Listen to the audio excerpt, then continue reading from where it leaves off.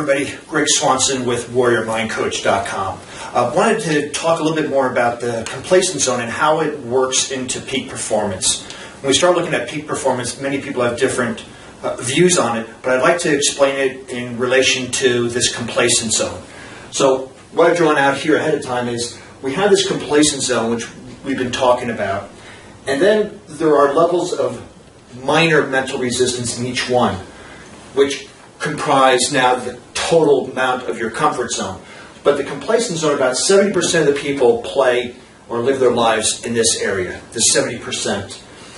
And then when you go through this level of mental resistance and start playing in the performance zone, there's about 20% of the population that play in this area. Again, this is still just recreating what you've done already, but this is at a different, higher level.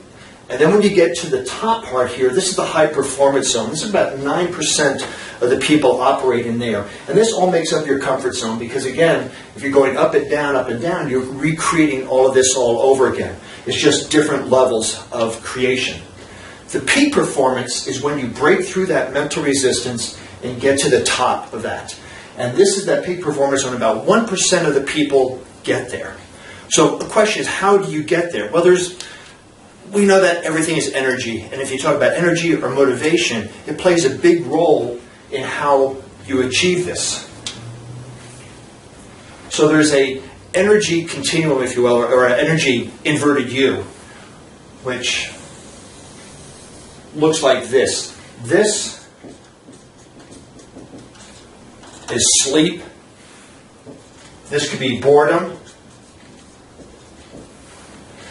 This at the top is your peak energy level. This is when you're going to be able to achieve this peak performance. This is the optimum energy level that you want to be. This over here is stress, and down here is anxiety. So as you go up from sleep to boredom and become inspired and create more energy, you will have the momentum to break through those different layers of mental resistance into the peak performance. This is optimal. This is where we want to shoot for, because when we're energized, when we're enthused, when we're motivated, we will go for that goal that is outside of our complacent zone and our comfort zone.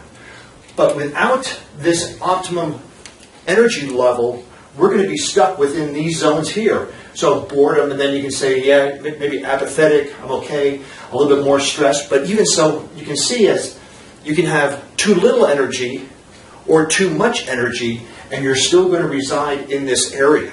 So what we want to do is start looking at how to create the motivation, how to create the inspiration and the energy to achieve this for a finite period of time. You want to start playing in this peak performance zone again for a while until you create a new comfort zone. And then you just keep doing that over and over and over again. So hope that helped out with how to achieve peak performance in relation to the complacent zone and in relation to your comfort zone. Again, if you have any questions, go to WarriorMindCoach.com. Look at the Contact Me link. Send me some questions. I'd be more than happy to explain them to you directly or do another video. With that, take care.